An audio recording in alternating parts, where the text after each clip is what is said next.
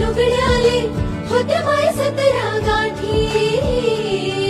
अरे पोरग झालं साहेबान सुना झाले साहेबिनी सांगतात ज्ञानाच्या गोष्टी. अरे पोरग झालं साहेबान सुना झाल्या साहेबिनी सांगतात ज्ञानाच्या गोष्टी. माझ्या भीमान भीमान माझ्या भीमान भीमान माझ्या भीमान भीमान मान सोन्यान भरली ओटी.